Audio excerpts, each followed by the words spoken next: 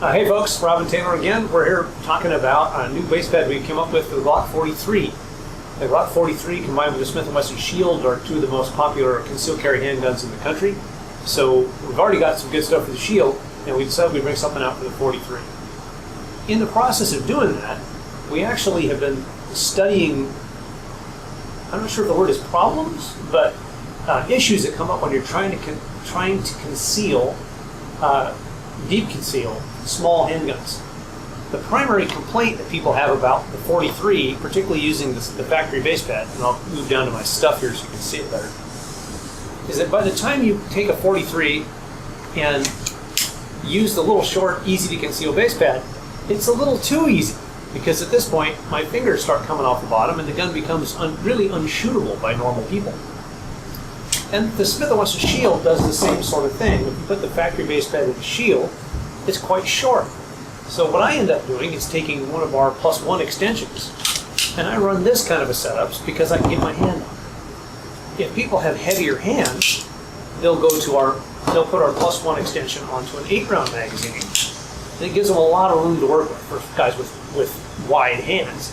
I mean, that works out slick. You'll also see products on the market that are +2 extensions. You know, it seems like there's to be an ever-growing market of extensions making these longer and longer and longer, which misses the point. This gun in this configuration is actually fairly difficult to conceal because of the length of the magazine. If I want to run a magazine that's that long, why don't I just go out and get a magazine like this? This is a full-size Glock 17 magazine, which would have a full-size Glock 17 logically wrapped around it. This gives me 9 rounds, this gives me 17 rounds. I could get a Glock 19 or something like that, or Glock 26, which is one of my favorites, but then it's quite fat.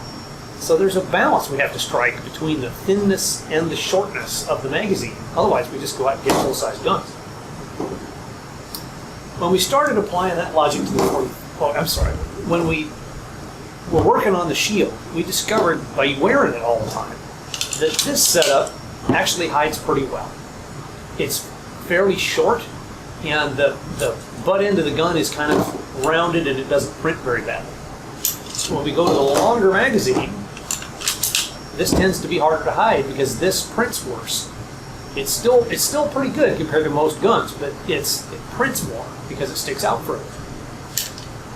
The same logic applies to the 43. Set up like this, the gun is practically invisible. Set up with the factory base pad on it, with the factory +1 on it, it's pretty good still, but it starts to print a little bit around these sharp corners. It's not bad, but it starts to print a little bit around those sharp corners. But if you put a +2 or a +3 extension on it, now we're back into why am I not just carrying a Glock 17?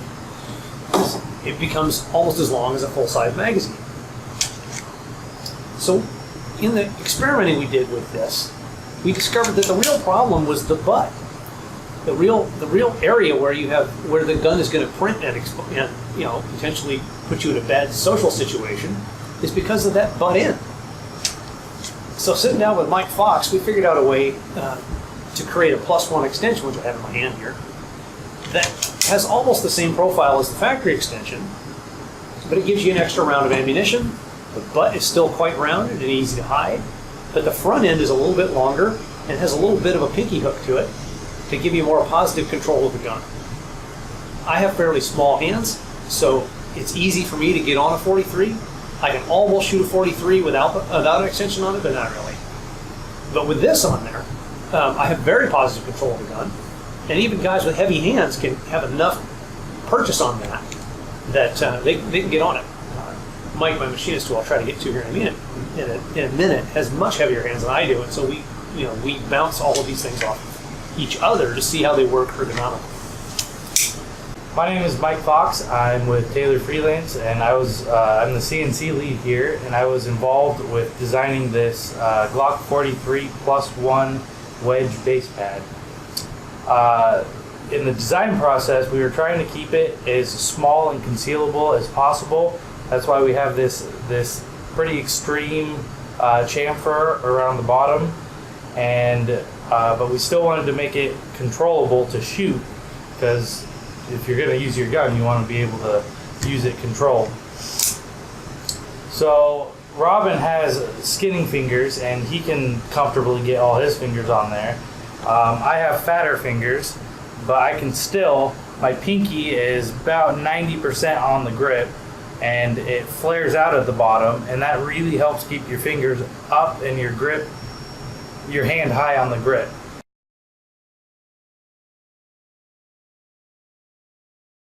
Anyways, we're having a look at how the different magazine options conceal. I'm standing here in my usual walk-around carry mode with my usual walk-around carry gun, which is one of the two. I use a Glock 26 and I use a shield with a 7-round magazine and a +1 extension. So shield, 7+1, bending over to pick something up. You'll notice the issue is the butt, not my butt, but this butt.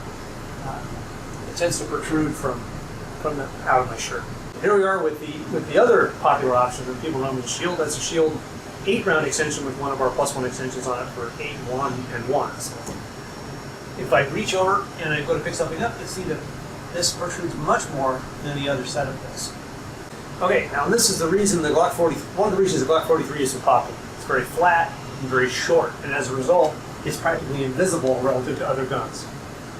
I'm a skinny guy, so I have a hard time hiding things. But even a 43, if I reach over and touch my toes, that still doesn't print very badly.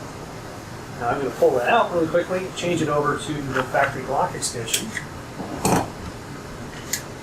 And you'll notice it still hides pretty well. A minute to put my pants back on.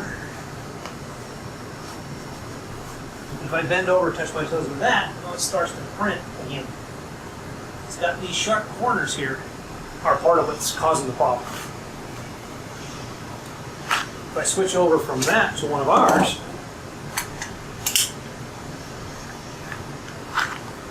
the printing behavior will still be there, but not as bad because we've rounded all the edges off.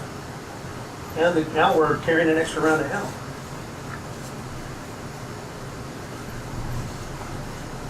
It's a very normal walk around mode.